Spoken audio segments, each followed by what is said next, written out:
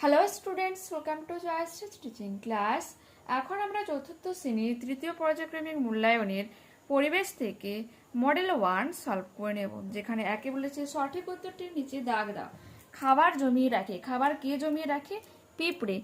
দেখো পিঁপড়ে কিন্তু খাবার বয়ে বয়ে নিয়ে যায়। হ্যাঁ, ওরা শীতের জন্য কিন্তু খাবার সংগ্রহ করে রাখে। তো এই উত্তরটা হয়ে যাবে সঠিক। আরাবরে জঙ্গল বাঁচিয়েছিলেন কি? অজিত কুমার ব্যানার্জি। জামা মসজিদ অবস্থিত কোথায়? দিল্লিতে। গান্ধীজিকে মহাত্মাজি নামে ডাকতেন কে? কবিগুরু। কেক খাওয়া হয় কোন সময়? বড়দিনে। সঠিক বাক্যের পাশে টিক আর ভুল বাক্যের পাশে কাটা চিহ্ন দাও। বাঘ একটি তৃণভোজী প্রাণী। বাঘ কি শাক ঘাস পাতা এগুলো খায়? নিশ্চয়ই না। তো কি খায়? মাংস খায়। তাই বাঘ কি মাংসাশী প্রাণী, সে কারণে উত্তরটা কি হয়ে যাবে? ভুল। মেঘালয়ের খাসিয়া সমাজের পরিবারের প্রধান মা, এটা হয়ে যাবে ঠিক। শিম্পাঞ্জি একটা সামাজিক প্রাণী নয়, ভুল। শিম্পাঞ্জি একটা সামাজিক প্রাণী। মরুভূমি অঞ্চলে অনেক জল পাওয়া যায়, এটা তো সম্ভবই নয়, সে কারণে এটা ভুল। জল না থাকার জন্যই তো মরুভূমিতে পরিণত হয়েছে। রঙের ফোঁটা শরীরের জন্য ভালো, এটা হয়ে যাবে ভুল। শরীরের জন্য কিন্তু ভালো নয়। শূন্যস্থান পূরণ করো। সমাজ শব্দের একরকম মানে হলো কি? একসঙ্গে চলা। ঘুরে ঘুরে খাবার খুঁজে বেড়ানোকে কি সমাজ বলে? যাযাবর সমাজ বলে। ড্যাশ হলে বিনা পয়সায় খাবার দেওয়া হয়? প্রাকৃতিক দুর্যোগ হলে। ওকে। মানুষ প্রথম পোষ মানিয়েছিল কাকে? কুকুরকে। গৃহপালিত পশুদের একসাথে কি পশু বলে? গবাদি পশু বলে। কস্তম্ভ খস্তম্ভ বলো। লঞ্চ জাহাজের তেল, এটা সমুদ্রের সাথে সম্পর্কিত। পাথরের রং বদলে যায় কিসের ফলে? বায়ু দূষণের ফলে। ল্যাংচা কোথাকার ল্যাংচা বিখ্যাত? বর্ধমানের। তো এটা এক হয়ে যাবে। পিঠে মানে কখন খাওয়া হয়? টুসু উৎসব হলে। তো 2। সরপুরিয়া হয়ে যাবে 4। নদিয়া। এরপর বলেছে নিচের প্রশ্নগুলির এক কথায় উত্তর দাও। শিলং কোন রাজ্যে অবস্থিত? মেঘালয়। জোয়ার, গম আর বাজরার চাষ বেশি হয় কোথায়? পাঞ্জাবে। বাঘের স্বভাব কেমন হয়? হিংস্র।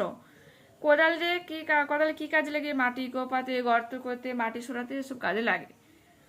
একই পরিবারের শাখা প্রশাখাকে একসঙ্গে কি বলে? আত্মীয় বলে। দুটি জিনিসের নাম লেখো যা সংগ্রহশালায় থাকতে পারে। বিভিন্ন যন্ত্রপাতি, ছবি, মুদ্রা ইত্যাদি।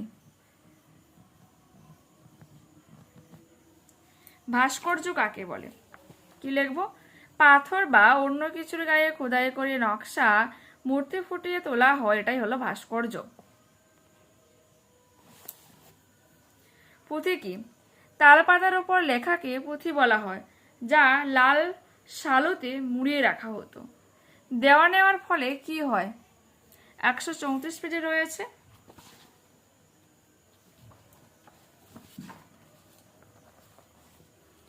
এতে অনেক কিছু হলো। ব্যবসা বাণিজ্য শুরু হলো, তার পাশাপাশি এক অঞ্চলের সঙ্গে আরেক অঞ্চলে যোগাযোগ তৈরি হলো, বাড়তি খাবার নষ্ট হওয়ার পরিমাণও কমতে লাগলো। ওকে।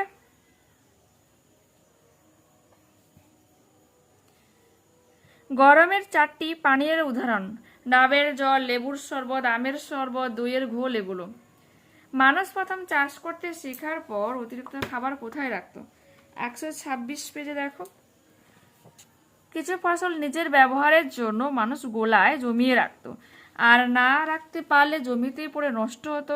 অনেক ফসল নানা পোকামাকড় প্রাণীতে খেয়ে নিত, তাই কিছু ফসল তারা বিক্রি করে ফেলতো। অনেকে কি করতো না, মাটির যে বড় বড় পাত্রের মধ্যে শস্যকে রেখে মাটির মধ্যে পুঁতে রাখতো, প্রয়োজন বিশেষে মাটি থেকে তুলে তারা খেত। এটাও লিখতে পারো। সত্যাগ্রহ কি? 160 পেজ ওপেন করো। এই যে সত্যাগ্রহ। গান্ধীজি দক্ষিণ আফ্রিকায় গিয়ে দেখেছিলেন কালো মানুষের উপর সাদা মানুষেরা অত্যাচার করে। সেই অত্যাচারের প্রতিবাদে গান্ধীজি আন্দোলন শুরু করেন। তখন থেকে তিনি মনে করতেন সবসময় সত্য আচরণ করাই মানুষের কাজ। সত্য কথা বলা, সৎ ও সহজ সরল জীবনযাপন করাতে গান্ধীজি জোর দিতেন। আর সবসময় সত্যের জন্য আগ্রহ বা উৎসাহ থেকে এই সত্যাগ্রহ কথাটা এসেছে। টেরাকোটা কি, তাদের কি কি তৈরি হতো? 153 পেজে রয়েছে। নরম মাটি দিয়ে নানা মূর্তি বা নকশা তৈরি করা হয়, তারপর ওই মূর্তি বা নকশাকে আগে আগুনে পুড়িয়ে নেওয়া হতো। কি কি বানানো হতো? তাহলে নানা রকম মূর্তি নকশা দিয়ে বানানো হতো। ঠিক আছে, বিভিন্ন রকম আগেকার দিনে মন্দিরেও টেরাকোটার কাজ দেখা যেত।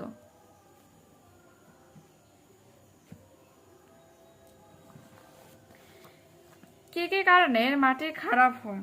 141 পেজ ওপেন করো। নেই, আমি লিখেছি, সরি, তোমাদেরকে ওপেন করে লাভ নেই। মাটিতে রাসায়নিক সার মিশলে লিখতে পারো, বিষ কথাটা কেমন লাগবে। নোংরা আবর্জনা প্লাস্টিক মাটিতে মিশলে, কয়লার ছাই জড়ো হলে মাটি কি হয়? দূষিত হয়। ওকে,